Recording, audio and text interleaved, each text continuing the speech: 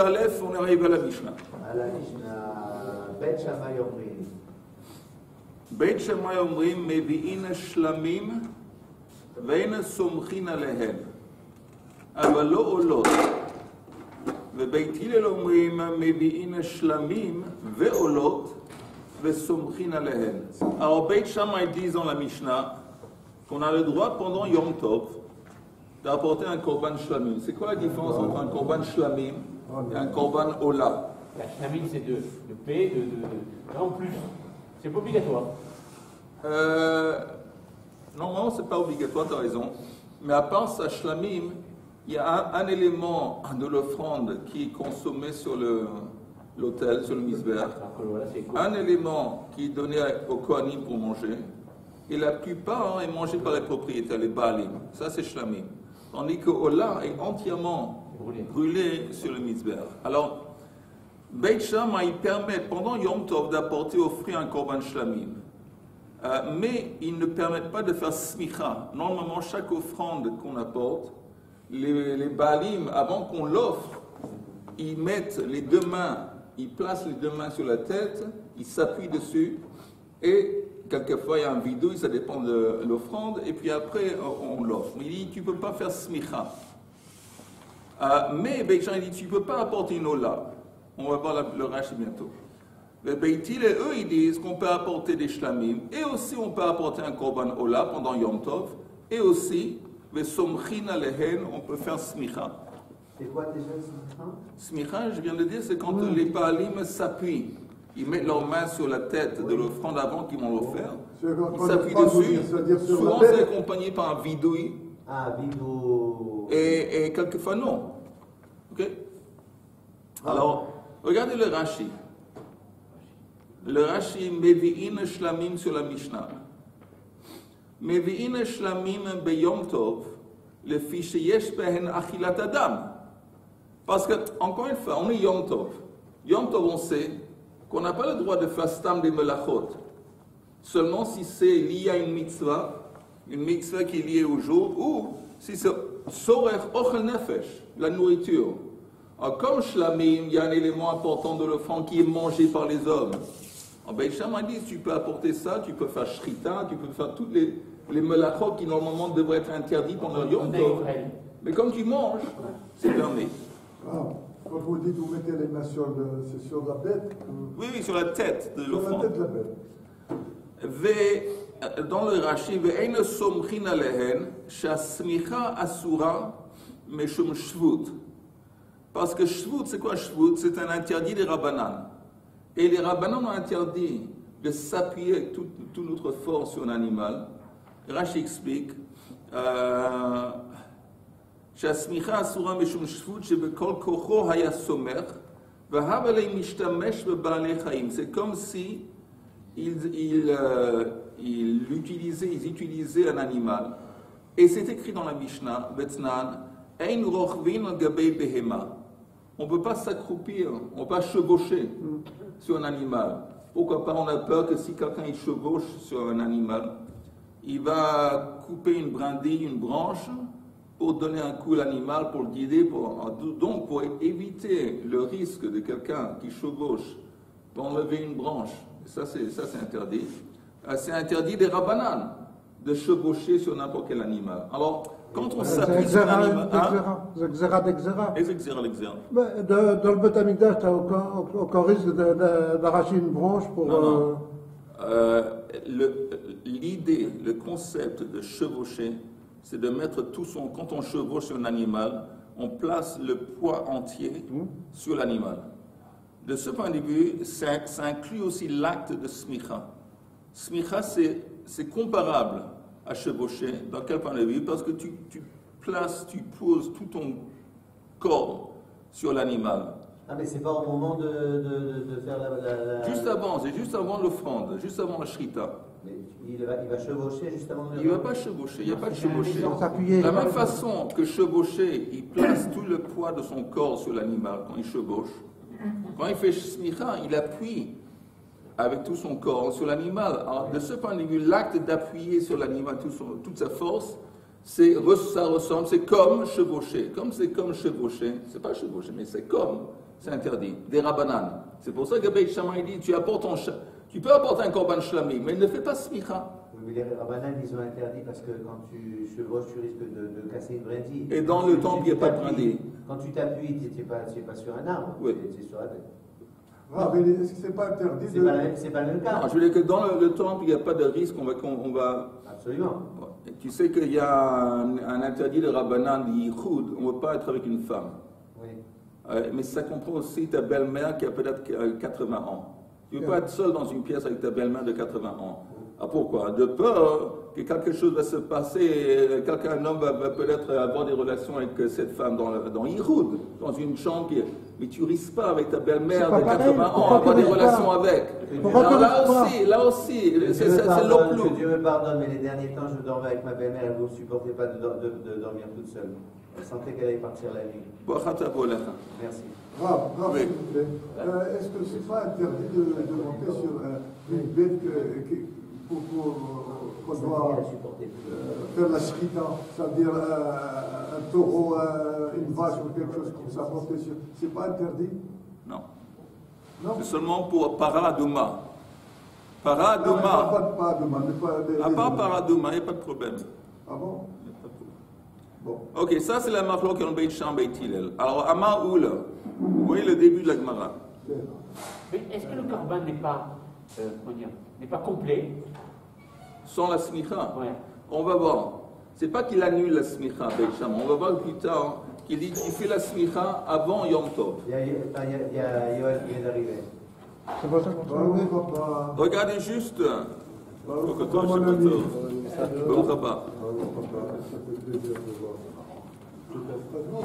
Regardez juste le Rashi. Encore une fois, je finis le Rashi sur la Mishnah. Avalo olot. Beishan dit tu ne peux pas porter un korban ola. Rashi dit Ein mevi'in olot chutz mitzmidin ve musafin. À part le korban tamid et le korban musaf. Korban tamid et korban musaf, c'est un korban ola. D'accord? Mais Rashi dit שאין קורבן ציבור וזמנן קבוע. Le korban ola, le korban tamid, le korban moussaf, c'est un korban ציבור. Et chez zmanan kavua, il y a une obligation de l'offrir chaque jour, y compris les jours de fête, y compris le Shabbat. Donc en dépit du fait que c'est une ola, c'est permis parce que c'est un korban ציבור, dont l'offre, comment on dit, dont le korban, on est obligé de l'offrir chaque jour. Aval, olat yachid, un korban ola qui est offert par un individu, loyavi, il n'a pas le droit de l'apporter, le fichein ba achilat hediot, parce qu'il n'y a pas un élément de manger dans un korban ola. Par le propriétaire. Par le propriétaire, pas n'importe qui. Non, pas ok. qui que ce soit. Non, mais quand il dit idiote, c'est par opposition au Cohen. Non, il n'y a pas achilat hediot. Je ne sais pas pourquoi Rachid dit idiot, parce qu'il n'y a pas un élément bichlal de manger quand on parle d'un korban ola. Comme c'est écrit, Urtiv, c'est écrit dans la Torah en ce qui concerne Yom Tov, il y a assez lachem, velo la gavoa. Vous avez le droit de faire des actes lachem pour vous permettre, par exemple, de manger, mais pas simplement la gavoa. Ok? Alors, est-ce que je répète la Mishnah pour Yoel? Yoel, on est à la page Yutet. Ok, et je répète la Mishnah. Beit Shammai omrim mevi'in shlamim ve'in somchim alehem. Tu peux, pendant Yom Tov, apporter un korban shlamim. En dépit du fait que peut-être ce n'est pas un korban shlamim qui est lié, ce n'est pas une obligation qui est liée à la fête. Mais néanmoins, comme tu vas manger un élément du korban, le ochel nefesh, donc c'est permis de faire shrita pendant Yom Tov, shlamim. Mais tu ne peux pas faire smicha. Parce que quand tu fais, le propriétaire, il fait smicha sur un animal, un shlamim, ça ressemble à l'acte de chevaucher sur un animal, dans le sens que tout son poids est placé sur l'animal, et donc ça c'est interdit. Et Beit Hillel, ils permettent tout ça, ils permettent d'apporter. Mais Beit Shammai, ils disent, mais tu ne peux pas apporter un korban ola. Un korban ola, il n'y a pas un élément de manger. Et si tu ne veux pas le manger, alors l'acte de la shrita devient interdit pendant Yom Tov. Tandis que Beit Hillel permettent d'apporter aussi une ola, et ils permettent aussi de faire smicha sur un korban shlamim, sur n'importe quel korban. Ok, Gemara. Il n'y a pas de question. Amar Oula. Machloket b'shalmei chagiga lismoch ve'olat re'ia likarev. La marloquette entre Beit Shammai et Beit Hillel, ça concerne un korban shlamim qui est lié à la fête. C'est quoi lié à la fête? Par exemple, chagiga. Il y a une espèce de korban qui s'appelle chagiga. C'est écrit chagotem l'Hachem. Chagotem, ça vient du mot chag. Il y a une obligation d'apporter un korban qui fait partie de l'acte de fêter. Quand on fait, comme on dit, samart bechagecha. C'est quoi samart bechagecha à l'époque du temple? C'est manger de la viande d'un korban. Quel korban? Normalement, c'était chagiga. Chagiga, c'est un shlamim. Donc il dit, bon, Beit Shammai, ils disent, shalmei chagiga lismoch, tu peux l'apporter, mais tu ne peux pas faire smicha. Ve'olad re'ia likarev. Et une olat re'ia, si vous entendez, une autre obligation qui est liée à la fête, ça s'appelle olat re'ia. Re'ia, c'est de voir ou de se faire voir. Il y a kol zachur yira'e, kol yira'e, kol zachurcha, c'est écrit. Yira'e, chaque homme est obligé de se présenter dans le temple pendant la fête. Comment il se présente? C'est pas l'idée que, tiens, je suis là. Non. Il apporte un korban. Ce korban s'appelle korban re'ia. Et c'est sa façon d'être quitte de l'obligation de se présenter devant Hachem pendant le Chag. Korban re'ia. Et korban re'ia, c'est une ola. C'est une ola. En Beit Shammai, ils disent ola, tu ne vas pas le manger. Donc tu ne peux pas l'offrir pendant Yom Tov. Alors, dans la Gemara, quand est-ce que tu vas pouvoir l'offrir? Il va pas. Beit Shammai, il est conscient du fait qu'il y a une obligation d'offrir un korban re'ia. Olad Reya pendant la fête. Oui, mais ça peut être, à part la fête, il y a Chol HaMoed. Oui. Tu l'apportes pendant Chol HaMoed, mais pas pendant Yom Tov. Oui, c'est ce que je voulais dire, Chol HaMoed. Alors, encore une fois, dans la Gemara, Ma'u le machloke b'shalmei chagiga lismoch ve'olad reya likarev. De Beit Shammai savre v'chagotem oto chag la'Hashem chagiga im olad reya lo. Ils abordent le verset qui dit chagotem oto chag. Et si nous analysons aussi un chagiga, il dit chagiga oui, mais reya non. Beit Hillel Savré, c'est écrit dans le verset le Hashem. Le mot le Hashem, c'est consacré le Hashem, ça vient inclure et comprendre kol de le Hashem. N'importe quelle offrande qui est offerte et consacrée le Hashem, ce serait permis selon Beit Hillel d'offrir pendant Yom Tov. Peut-être qu'on dit kol le Hashem, ça veut dire même ce qui est entièrement offert à Dieu, comme les... Absolument. Même quelque chose qui ne va pas être mangé, il n'y a pas un élément de Ochel Nefesh, selon Beit Hillel. Comme le mot kol, ça vient inclure n'importe quelle offrande qui est consacrée à Hachem. Mais quand? Pendant Yom Tov.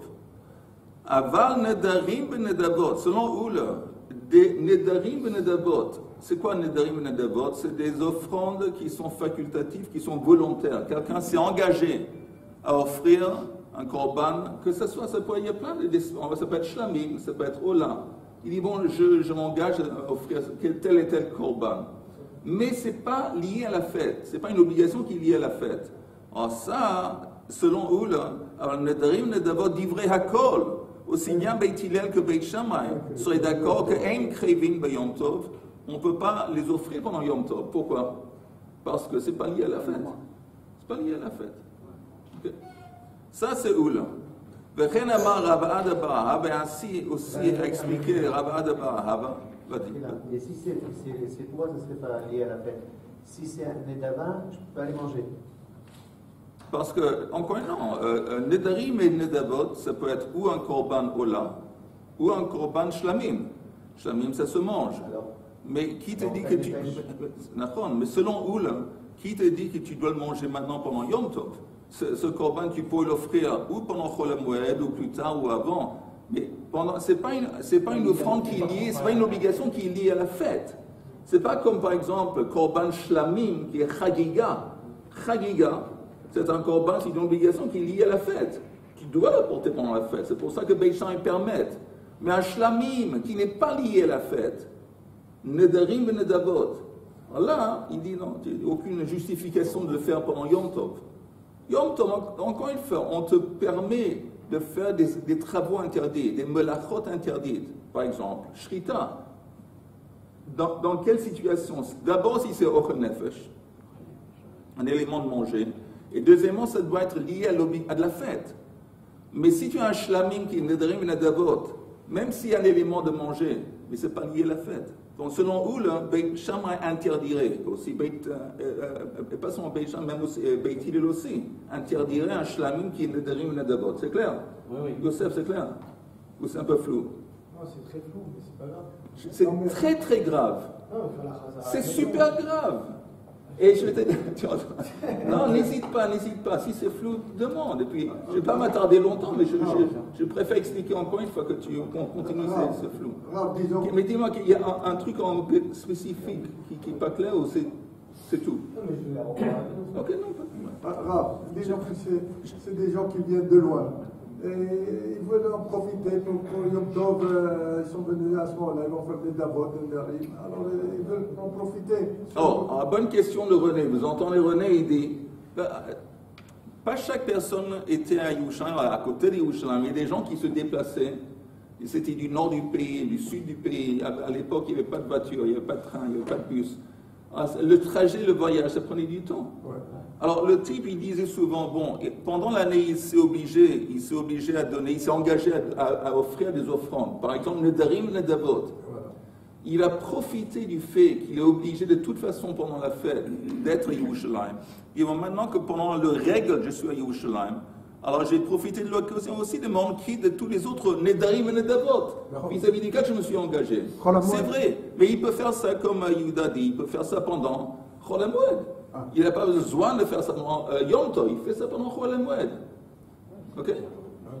Maintenant, juste, je répète très vite que Beit Shammai, ils disent, c'est clair qu'un shlamim, un korban shlamim, comme il y a un élément qui se mange, ochel nefesh, tu as le droit de faire shrita, de l'égorger pendant Yom Tov. Parce que tu le manges. Et on sait que n'importe quel acte qui te permet de manger, c'est permis pendant Yom Tov, shlamim. Mais selon Oul qui explique, c'est seulement un shlamim qui fait partie d'une obligation qui est liée à la fête. Par exemple, un korban chagiga. Mais si c'était un korban shlamim qui est un neder ou un nedava, il dit non. Parce que comme ce n'est pas une obligation qui est liée à la fête, même Beit Shammai, tu n'as pas le droit de la porter pendant Yom Tov. Mais un korban ola, selon Beit Shammai, tu ne peux pas apporter. Parce que le korban ola, il n'y a pas un élément qui se mange. Donc aucune justification de l'offrir pendant la fête. Beit Hillel le permet. Et l'autre machloket, c'est sur smicha. Beit Shammai dit tu ne peux pas faire smicha, Beit Hillel dit tu peux faire smicha. Ok? Khan, tu voulais demander une question? Non, je ne suis pas pour. J'ai très bien compris la réponse, mais ça me dérange que quelqu'un qui n'habite pas à Jérusalem et qui vient faire des trucs, il ne pourrait pas faire des davas. On vient de dire à la seconde, il peut, pas pendant Yom Tov, pendant Chol HaMoed. Pendant Chol HaMoed, il peut. Il est à Yerushalayim, Chol HaMoed. La seule question qu'on pourrait demander, ok, je veux bien pendant Sukkot, et je veux bien comment Pesach, il y a Chol HaMoed. Shavuot n'est pas Chol HaMoed. Néanmoins, il y a Tashlumim. Il y a 6 jours après, il y a que. Une question. Oui. Quel était le statut? Je sais que le Beddin, il avait des troupeaux. Bon, on savait. Il avait quoi? Des troupeaux de. Oui, bon, oui. Et quel est le statut de ces bêtes lorsque donc un Israël amène un korban, les shlamim, en dehors de Chagiga? Quel est le statut de cette bête? Il l'a amené quand même. Il l'a amené au Beddin. Et alors, ça lui appartient toujours ou ça appartient donc. Il y a une responsabilité du Beddin. Il y a deux possibilités. Ou que le type, il se trimballe l'offrande, la bête, de chez lui jusqu'à Yerushalayim. Oui. Ou il arrive à Yerushalayim avec un peu d'argent dans la poche, et il achète. Il y avait des. Comme tu dis, il y a le Beit Din ou le. Comment on appelle ça? J'ai oublié les noms, mais on vendait des bêtes au temple à des gens qui voulaient acheter pour se rendre quitte de leurs obligations. Oui. Ouais. Ça répond à ta question ou pas?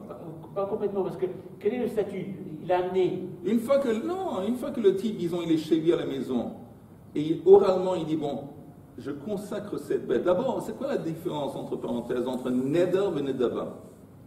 Neder, c'est un vœu. Et nedava aussi, c'est un vœu. Nedava, c'est un don. don. Les deux, c'est un don. Oui, mais l'autre, c'est une obligation, parce que vous êtes engagé. Les deux, c'est une obligation.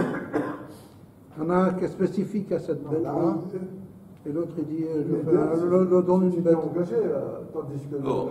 Alors, Neder, c'est par la bouche, Nedava, c'est un objet, tu dis cette chose-là. non, les deux c'est par la bouche. Mais la différence, c'est que Nedava, ça cible l'objet. Nedava, c'est surtout, je donne 7 vaches, je m'engage à donner 7 vaches, ou ce brebis ou mouton, en tant qu'offrande. Ça vise l'objet. Tandis que Neda, ça vise le sujet. Il dit, moi, je m'engage à apporter telle et telle offrande. Et c'est quoi la différence? Si c'est une Nedava et quelque chose se passe à la vache, il est quitte, il est exempt.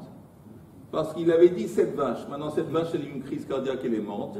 Il est méchouchant. Mais s'il a dit, moi, je m'engage à apporter une vache, même si la vache en question, elle meurt, il reste sous l'obligation, parce que le neda concerne le sujet, concerne la personne. Donc, tant qu'il n'a pas apporté l'offrande, il est sous l'obligation. Tandis que si c'est une nedava, ça dépend de l'objet lui-même. Ça, c'est la différence. Maintenant, s'il est arrivé quelque chose à la bête, en chemin, oui, et qu'il est obligé de la vendre à un boy, cet argent-là, il est dèche. C'est quoi? oui. S'il a eu une offrande, et il a vendu, l'argent de la vente est consacré, il doit prendre l'argent et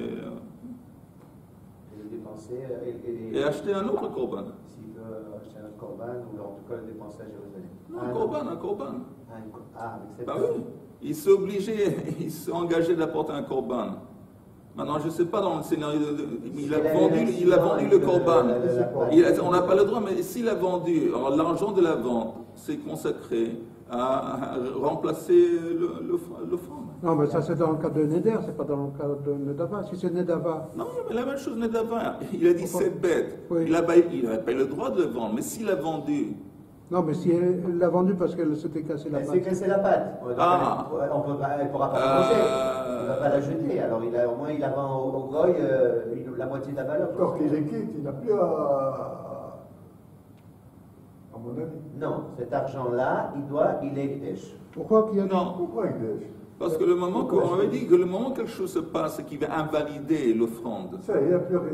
c'est fini, Voilà. il est quitte. Mais il peut faire de l'argent avec. Il peut faire plein de choses à faire avec, il peut faire plein de choses à faire, mais il est quitte dans le sens qu'il a mis 7 vaches. Maintenant, si cette vache a été invalidée pour une raison ou une autre, Voilà. c'est fini, il est exempt, il est quitte.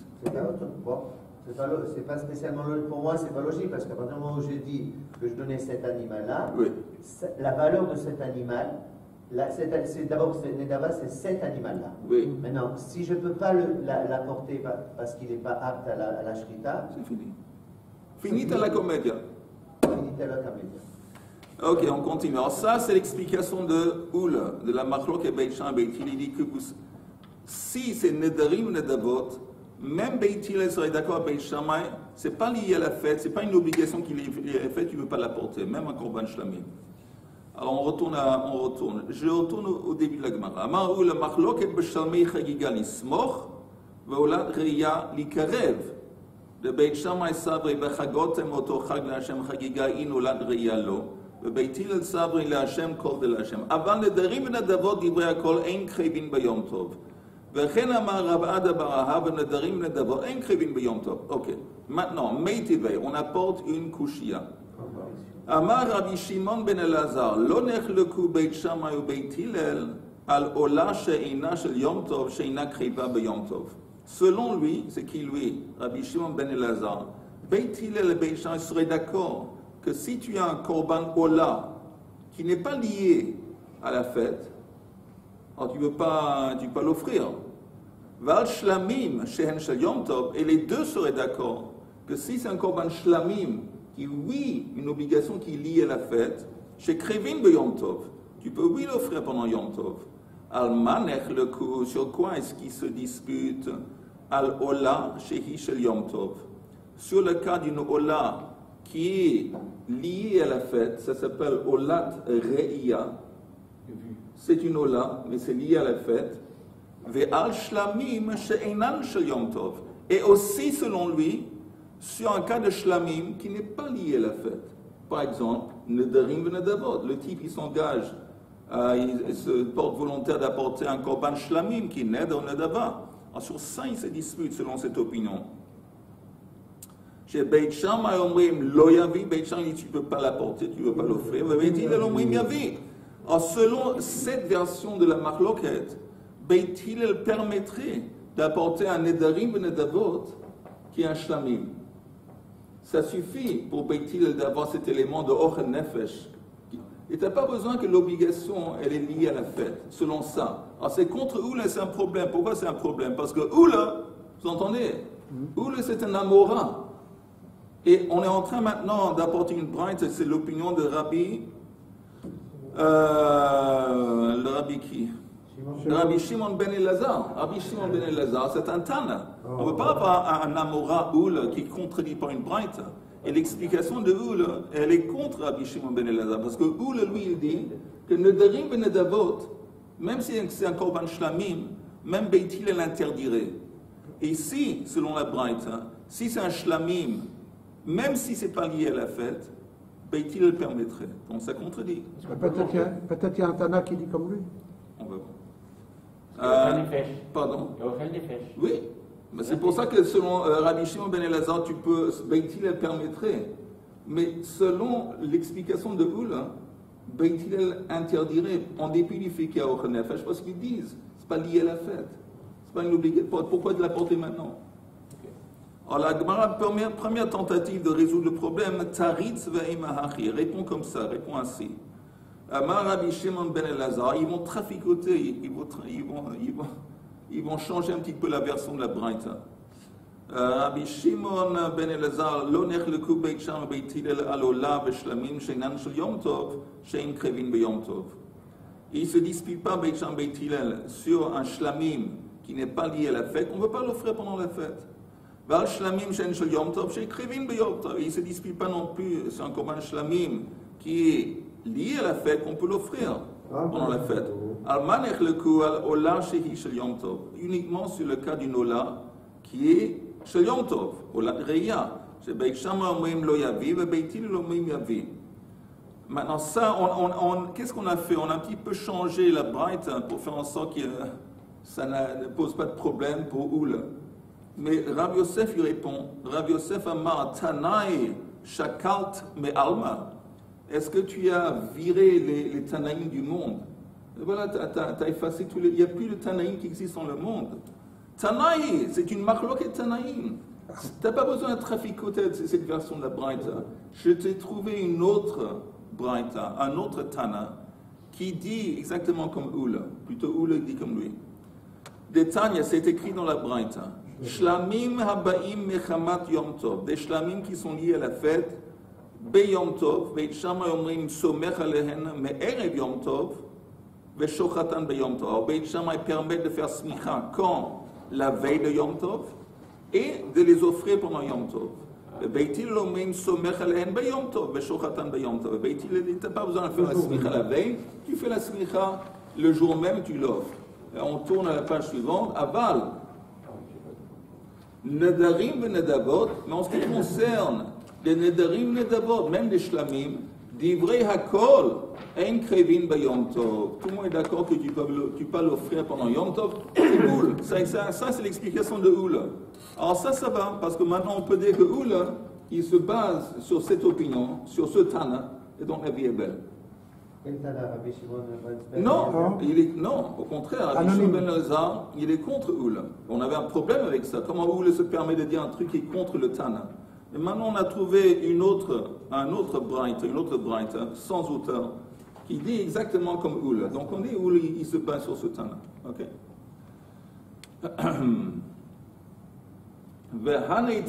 Maintenant, on dit que cette marloquet Tanaïm entre Rabbi Shimon ben Elazar et ce Tana, on la retrouve dans un autre contexte. Sur quel sujet, encore une fois, est-ce qu'on a le droit d'offrir nedarim ve nedavot beyom tov? Si c'est un korban shlamim qui est un neder ou un nedava, est-ce qu'on peut l'offrir en yom tov? Un Tana qui dit oui, l'autre Tana qui dit non. Mais on le trouve dans un autre contexte, on va voir. Détania. Ein mevi'in toda b'chag hamatzot. On ne peut pas offrir un korban toda pendant chag hamatzot. Vous savez, un korban toda, un korban en haut de la page suivante, un korban.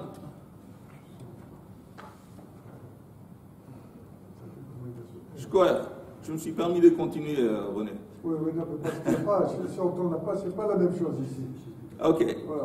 Alors, un korban toda, c'est quoi un korban toda? Normalement, on apporte un korban toda. Comme le mot, on veut remercier Akadosh Baruch Hu de l'ampleur d'une bracha qu'on a dans la vie. Quand tout va bien, on dit merci bon Dieu. Alors, oui, alors on veut apporter un korban toda. Un korban toda, il est toujours accompagné par 40 pains. 40 pains dont 10 sont chametz. Les autres 30, c'est des espèces différentes de matzot. Et 10 de ces 40, c'est du chametz, mamash, du pain. Et un korban toda, c'est toujours avec... Et c'est intéressant. Pourquoi c'est intéressant? Entre parenthèses. Un korban shlamim, le korban toda, c'est un korban shlamim. C'est une espèce de korban shlamim. Mais normalement, en korban shlamim, on a 2 jours et la nuit entre dans lesquels on peut manger le korban shlamim. On offre le korban shlamim et on a après le jour même de la shrita, la nuit et le jour suivant. Et si c'est un korban toda, on est uniquement le jour dans lequel on a offert le korban toda et la durée de la nuit qui suit, après c'est fini. Et pourquoi c'est intéressant? Parce qu'un korban toda, qui est une espèce de shlamim, qui est plus court, il est accompagné par 40 pains. Et donc ça prend beaucoup plus de temps de manger les 40 pains que si c'est un korban shlamim normal, qui n'est pas accompagné par du pain. Vous avez compris le problème? Comment ça se fait qu'un korban shlamim, qui n'est pas, un korban shlamim normal, qui n'est pas accompagné par du pain, on a 2 jours dans lesquels on peut le manger, y compris la nuit au milieu?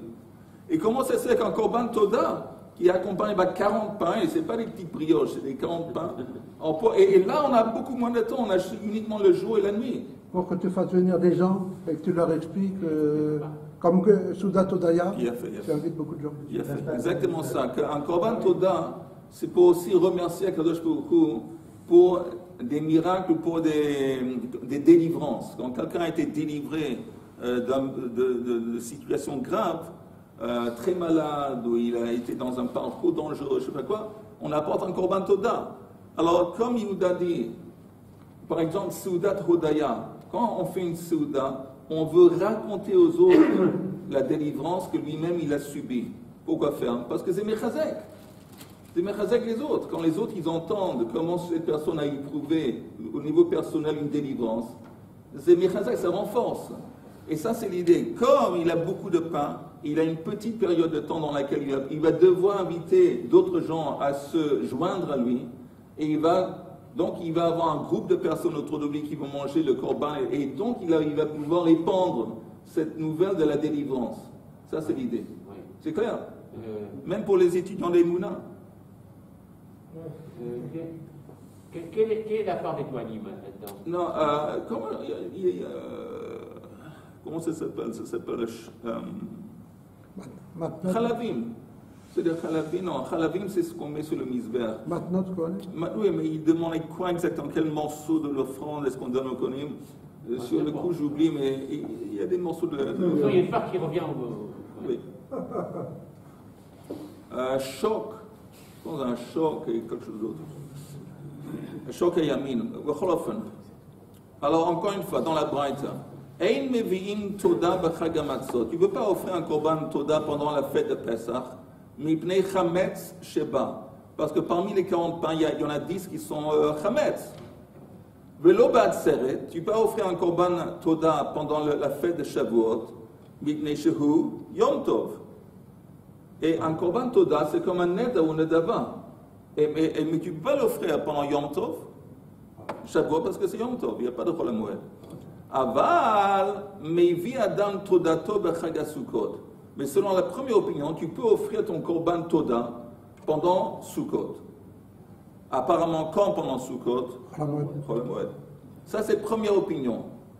Deuxième opinion dans la Braïta, Rabbi Shimon Omer, Harehu Omer b'chag hamatzot ou b'chag haShavuot ou b'chag haSukkot. Il dit, écoute, dans le verset, les 3 chagim sont liés ensemble. Ça veut dire quoi? Kol sheba b'chag hamatzot, ba b'chag haShavuot ou b'chag haSukkot. Vekol shelo ba b'chag hamatzot, eino ba b'chag haShavuot ou b'chag haSukkot. Il dit, comme Chag Pesach, Chag Shavuot, Chag Sukkot, c'est mentionné ensemble. Ça veut dire que si tu as une offrande qui peut, oui, être offerte pendant Pesach, alors tu peux aussi l'offrir pendant Shavuot et pendant Sukkot. Mais si tu ne peux pas l'offrir dans une des fêtes, par exemple Pesach, tu ne vas pas pouvoir non plus l'offrir pendant, selon cette opinion, pendant Shavuot et pendant Sukkot. Ça, c'est la deuxième opinion, Rabbi Shimon. C'est pas le même Rabbi Shimon. Pardon? C'est pas le même Rabbi Non. Shimon. Et troisième opinion, Rabbi Elazar ben Rabbi Shimon, Omer, mais via Adam Todato bechag Sukkot, quelqu'un il peut apporter son korban Toda pendant la fête de Sukkot, veyotse bayedei chovato meshum simcha. Il va, à travers ce korban Toda, se rendre quitte de son obligation de simcha. On avait dit, c'est quoi l'obligation de simcha? C'est écrit dans la Torah pendant la fête, le samarta bechagecha. Ça veut dire quoi littéralement, concrètement, le samarta bechagecha? Tu vas manger de la viande de l'offrande. On dit, tu apportes ce korban Toda pendant Sukkot et tu vas pouvoir t'en servir pour te rendre quitte de samarta bechagecha. Mais, ve'ein yotseba meshum chagiga. Mais tu ne peux pas l'utiliser, le korban Toda, pour te rendre quitte de ton obligation de chagiga. Ça, tu ne peux pas. Ok, maintenant, ça, c'est les trois opinions qu'on a vues, je répète. Première opinion qu'on a vue, Tanakama, que tu peux, un korban Toda, tu peux seulement l'offrir pendant Sukkot. Pas Pesach à cause de Hametz, et pas Shavuot à cause de Yom Tov. Deuxième opinion, non, c'est un ensemble, et si tu ne veux pas l'offrir Pesach, tu ne peux pas l'offrir non plus pendant Sukkot. Et troisième opinion, qui lui parle uniquement de Sukkot. Tu apportes ton korban Toda pendant Sukkot. Maintenant, on va voir. Mar. C'est qui Rabbi, la troisième opinion? Rabbi Elazar et Rabbi Shimon. Pendant Sukkot, c'est-à-dire pendant Oui. Mais, et tu vas voir, tu entends, si la première opinion dit Sukkot, on avait dit, selon la première opinion, c'est forcément Chol HaMoed, parce qu'il a interdit Shavuot, parce que c'est Yom Tov. Quand la troisième opinion il dit Sukkot, il doit être différent de la première opinion. Donc ça veut dire la fête aussi. Ça laisse entendre que selon la troisième opinion, ça serait permis de faire le korban Toda même pendant Yom Tov, apparemment. Non, mais c'est différent de toute façon, parce que dit ça inclut, ça le rend quitte de le... Simcha. Non. Oh, mais... Amar. Ce qui est quand même bizarre. Vas-y. Bizarre. C'est que tous ces corbanotes, tous ces trucs-là, c'est toujours des bêtes comme Dieu. Normalement, oui. Et ça, c'est un peu gênant. Je veux dire pourquoi. Parce que, pour plusieurs raisons. C'est-à-dire, pour une bête, ça coûte pas, c'est pas un zol, ça coûte beaucoup d'argent. D'accord. Donc, déjà, pas tout le monde peut s'acheter une bête pour faire du capara ou un truc comme ça. Attends, normalement, dans le cas où il n'a pas les moyens de s'offrir une bête, une vache, alors au lieu d'une vache, il s'achète un mouton. Et si ce n'est pas un mouton, il peut s'acheter des oiseaux. Et si ce n'est pas des oiseaux, une chèvre. Et si ce n'est pas une chèvre, des oiseaux. Si ce n'est pas des oiseaux, il peut, même s'il est très très très pauvre, acheter de la solette. Solette, c'est comment? Semoule. La farine, une espèce de farine. Tout le monde peut s'offrir là. Alors, tu comprends qu'on peut toujours s'en quitter. On a des niveaux différents dans lesquels on peut s'en quitter. Amar, ein mevin toda b'chag hamatzot mipnei chametz shebas. On avait dit la première opinion. Tu peux offrir un korban toda pendant Pesach, il y a du chametz. Et la Gemara dit pshita, ben c'est évident. C'est tout à fait évident. J'ai pas besoin de retrouver ça dans une braïta. C'est une évidence. C'est évident. Amar Rav Ada bered Rav Yitzchak. V'amri la Rav Shmuel ba'aba. Hacha, ici de quoi on parle? Be'arba'a asar asinan. On parle pas de Chag Pesach. On parle de la veille de Pesach. Il dit, tu ne peux pas offrir un korban Toda la veille de Pesach, le 14. Pourquoi pas?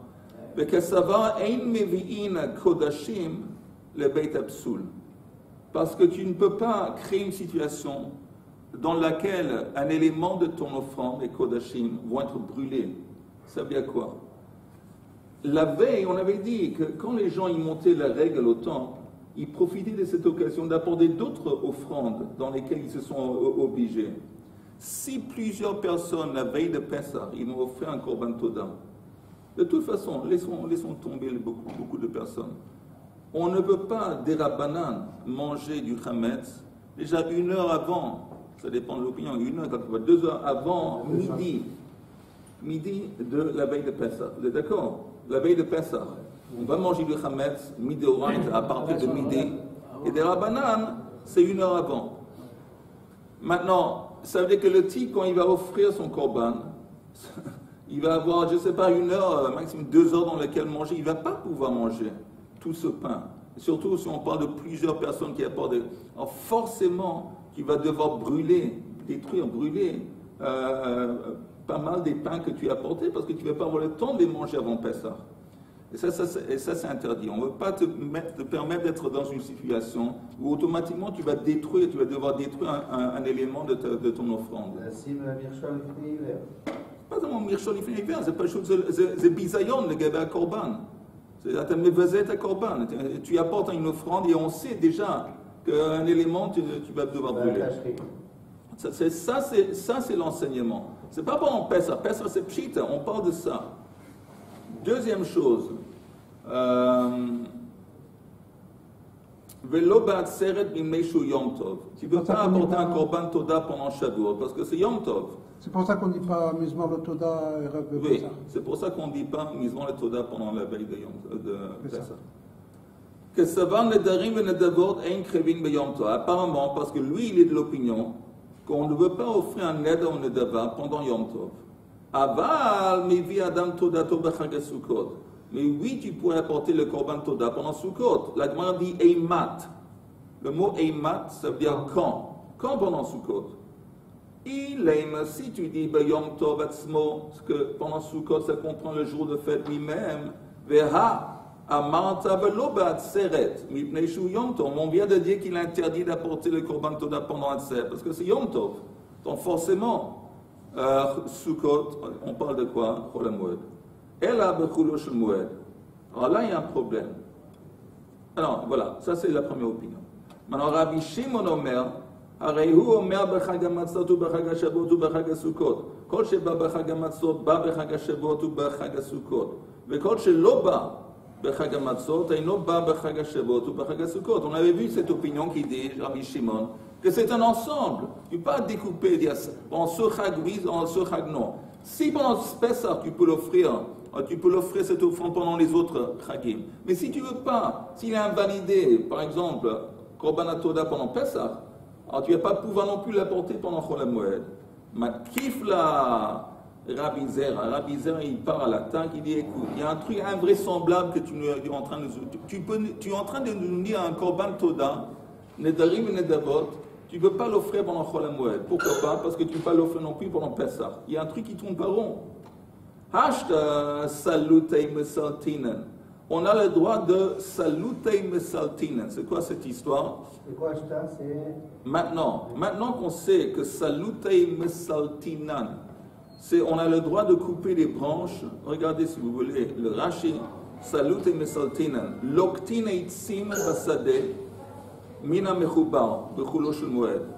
On a le droit pendant Chol HaMoed de couper les branches qui sont rattachées à des arbres, qui sont plantés dans la terre. On a le droit de faire ça pendant Chol HaMoed. Et c'est une avoda. Une avoda qui n'est pas directement liée à Ochel Nefesh. Tu prends les branches pour quoi faire? Pour la cuire, pour chauffer ta casserole. Mais ce n'est pas un truc directement. Néanmoins, tu as le droit de faire un travail qui demande un effort et qui n'est pas directement lié à la fête. Alors, si ça on a le droit de faire, Nedarim et Nedavot, Mibaya, plus forte raison que tu vas avoir le droit pendant Chol HaMoed d'offrir un korban Neda ou Nedava, comme par exemple le korban Toda. Je répète, il a en fini. Sauf mais on dit, si tu me dis qu'un korban qui est invalidé Pessah, alors il va être aussi invalidé automatiquement pendant Sukkot, même pendant Chol HaMoed. Mais alors comment tu expliques que pendant Chol HaMoed, même Sukkot, on a le droit de casser les branches d'arbres pour les utiliser, pour chauffer? Ça, on a le droit de faire en dépit du fait que ça demande un grand travail. Et c'est vraiment indirectement lié à Avodat Hashem. Et tu vas me dire qu'offrir un korban neder venedava, ça c'est interdit. Quand offrir un neder venedava, c'est mamash Avodat Hashem. Et ça c'est interdit.